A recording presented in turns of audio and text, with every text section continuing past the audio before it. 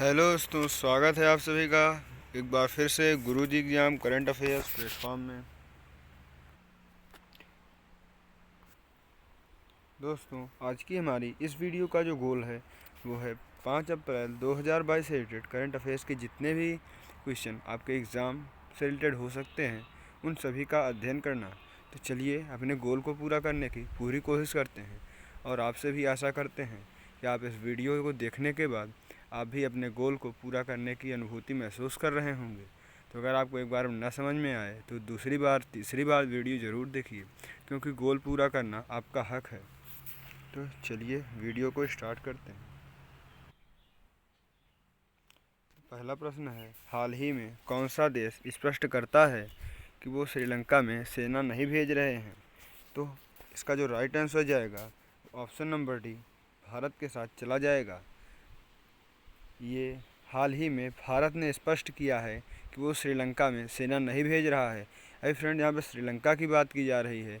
तो श्रीलंका में अभी हमने आपको कल बताया था कि श्रीलंका में आर्थिक स्थिति खराब होने के कारण वहाँ पर आपातकाल की घोषणा की गई है। तो इसको भी आप लोग याद रखिएगा। अगला जो फ्रेंड्स हमारा प्रश्न है वह हाल ही में किसे दिल्ली मेट्रो रेल कारपोरेशन यानी कि DMRC Delhi metro rail corporation के नए प्रबंध निदेशक के रूप में नियुक्त किया गया है? तो फ्रेंड्स, हाल ही में विकास कुमार को दिल्ली मेट्रो रेल कारपोरेशन के नए प्रबंध निदेशक के रूप में नियुक्त किया गया है। अब आइए इनके बारे में जानते हैं। तो दिल्ली सरकार ने विकास कुमार को दिल्ली मेट्रो रेल कारपोरेशन का नया प्रबंध निदेशक नियुक्त किया है और कुमार की यह नियुक्ति आगामी 5 वर्षों के लिए की गई है। वर्तमान में विकास DMRC के निदेशक संचालन पद पर तैनात हैं। विकास कुमार भारतीय रेल सेवा के 1988 बैच के अधिकारी हैं। तो चलिए, आशा है आपको ये बात समझ में आ गई होगी। तो अगले प्रश्न की ओर चलते हैं। फ्रेंड्स, अगले प्रश्न की ओर बढ़ने से पहले हम चाहेंगे कि अगर आपको किसी भी प्रश्न का उत्तर पता है तो उसे कमेंट सेक्शन में पहले लिखिए, फिर चेक करिए कि आपका आंसर राइट है या रॉन्ग। ठीक है फ्रेंड्स, चलिए। कौन व्यक्ति हाल ही में NABH के नए अध्यक्ष बने हैं? तो हाल ही में NABH के नए अध्यक्ष option number B, Mahesh Verma बने हैं। अब जान लेते हैं। गुरु गोविंद सिंह इंद्रप्रस्थ विश्वविद्यालय के कुलपति महेश वर्मा को अस्पतालों और स्वास्थ्य सेवा प्रदाताओं के लिए राष्ट्रीय प्रत्यायन बोर्ड यानी कि NABH का नया अध्यक्ष नियुक्त किया गया है। NABH भारतीय गुणवत्ता परिषद का एक अंग है और यह स्वास्थ्य सेवा संगठनों के प्रत्यायन और प्रमाणन का कार्य करता है। ये फ्रेंड्स अगले प्रश्न की ओर। तो हाल ही महाराष्ट्र और मध्य प्रदेश में किस देश के रॉकेट री एंट्री के कारण दुर्लभ घटना आसमान को रोशन करती है? तो इसका जो राइट आंसर जाएगा वो ऑप्शन नंबर ए, चीन के साथ चला जाएगा। महाराष्ट्र और मध्य प्रदेश में चीन के रॉकेट री एंट्री के कारण दुर्लभ घटना आसमान को रोशन करती है। प्रश्न संख्या 5 को देखते हैं। हाल ही में किस देश की राष्ट्रीय सभा भंग हुई है? तो हाल ही में ऑप्शन नंबर सी यानी कि पाकिस्तान की जो राष्ट्रीय सभा है वो भंग कर दी गई है। आपको पता हो वहाँ एट ए टाइम पर चुनाव चल रहा है। अब हाल ही में निम्न में से किसने भारत के बायोटेक के कोवैक्सीन को निलंबित कर दिया है?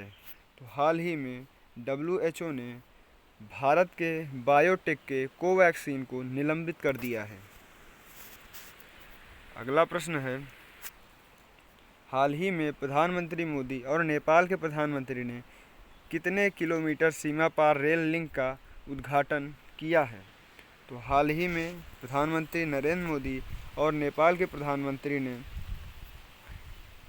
35 किलोमीटर लंबी सीमा पार रेल लिंक का उद्घाटन किया है। अब हाल ही में किस राज्य के मच्छरों को नियंत्रित करने के लिए गम्बूसिया मछली पेश की गई है? तो हाल ही में UP के मच्छरों को नियंत्रित करने के लिए गम्बूसिया मछली पेश की गई थी। प्रश्न संख्या 9 की ओर बढ़ते हैं।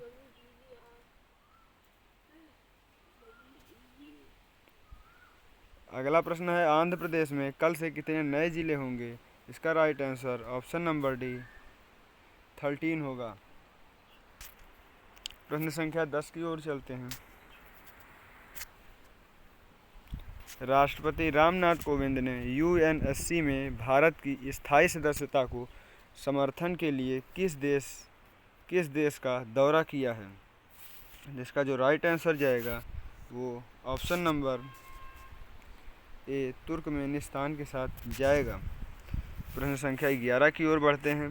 हाल ही में रूस के परमाणु तनाव के कारण किस देश ने आईसीबीएम परीक्षण रद्द कर दिया है? तो हाल ही में रूस के परमाणु तनाव के कारण यूएस ने आईसीबीएम परीक्षण रद्द कर दिया है।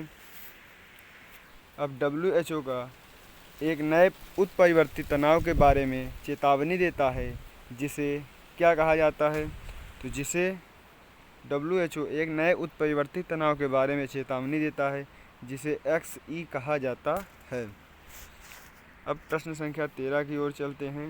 हाल ही में भारतीय भूवैज्ञानिक सर्वेक्षण GSI के महानिदेशक के रूप में किसने पदभार ग्रहण किया है? तो हाल ही में भारतीय भूवैज्ञानिक सर्वेक्षण के महानिदेशक के रूप में डॉक्टर S राजू ने जो है पदभार ग्रहण किया है। हाल ही में किसने फास्टर नाम से एक सॉफ्टवेयर लॉन्च किया है? तो हाल ही में हमारे जो मुख्य न्यायाधीश NV रमणा ने फास्टर नाम से एक सॉफ्टवेयर लॉन्च किया है। हाल ही में किसने बेंगलुरु के श्री कांतीरवा स्टेडियम में खेलो इंडिया यूनिवर्सिटी गेम्स 2021 लोगो शुभंकर जर्सी और गाउन लॉन्च किया है? इसको हमने फ्रेंड्स आपको कल की वीडियो में ही अभी बताया था, तो आप पहले कमेंट करके बताइए कि इसका राइट आंसर क्या होगा। चलिए हम आपको इसका राइट आंसर बताते हैं। हमारे खेल मंत्री कौन हैं? अनुराग ठाकुर। तो उन्होंने ही बेंगलुरु के श्री कांतीरवा स्टेडियम में खेलो इंडिया यूनिवर्सिटी गेम्स 2021 का लोगो शुभंकर जर्सी और गाउन लॉन्च किया है। प्रश्न संख्या 16 की बात करें तो हाल ही में किस राज्य सरकार द्वारा बेघर बच्चों के पुनर्वास के लिए फील्ड टास्क फोर्स का गठन किया गया है? तो हाल ही में दिल्ली राज्य सरकार द्वारा बेघर बच्चों के पुनर्वास के लिए फील्ड टास्क फोर्स का गठन किया गया है। प्रश्न संख्या 17 की बात करें तो हाल ही में कौन सा राज्य फल उत्पादन में शीर्ष स्थान पर रहा? तो हाल ही में आंध्र प्रदेश राज्य फल उत्पादन में शीर्ष स्थान पर रहा है। हाल ही में योगासन सीनियर नेशनल चैंपियनशिप का आयोजन किस शहर में हुआ है? तो हाल ही में योगासन सीनियर नेशनल चैंपियनशिप का आयोजन अहमदाबाद नामक शहर में हुआ है, जो गुजरात में है। हाल ही में कतर 2022 के लिए आधिकारिक अल रहला फीफा विश्व कप बॉल का अनावरण किसने किया है? तो हाल ही में कतर 2022 के लिए आधिकारिक अल रहला फीफा विश्व कप बॉल का अनावरण ऑप्शन नंबर बी एडिडास ने किया है। अब बात कर लेते हैं प्रश्न संख्या 20 की। तो नीति आयोग के निर्यात तत्परता सूचकांक 2022 में कौन सा राज्य सबसे पहले स्थान पर है? तो इसका जो राइट आंसर जाएगा वो आप कमेंट करके बताइए, फिर आकर देखिए आपका राइट आंसर सही है या गलत। इसका right answer option number D Gujarat जाएगा। नीति आयोग के निर्यात तत्परता सूचकांक 2021 में गुजरात राज्य पहले स्थान पर है, उसके बाद महाराष्ट्र और दूसरे और कर्नाटक तीसरे स्थान पर है। निर्यात तत्परता सूचकांक में निर्यात संभावनाओं और प्रदर्शन के लिहाज से राज्यों की तैयारी का आकलन किया जाता है। इस सूचकांक में पहले 5 राज्यों में तमिलनाडु और हरियाणा भी शामिल हैं। तो दोस्तों ये थी आज की हमारी 5 अप्रैल 2022 से रिलेटेड करंट अफेयर्स के कुछ मोस्ट इम्पॉर्टेंट क्वेश्चंस जो आपके एग्ज़ाम से रिलेटेड थे। तो दोस्तों आशा है आपको वीडियो अच्छी लगी होगी। वीडियो को एक लाइक ज़रूर कर दीजिए।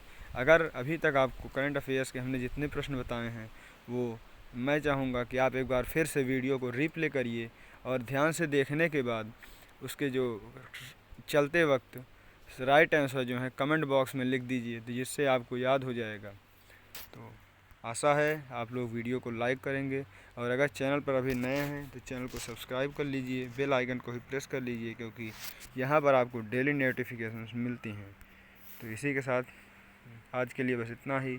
जय हिंद, जय भारत, धन्यवाद।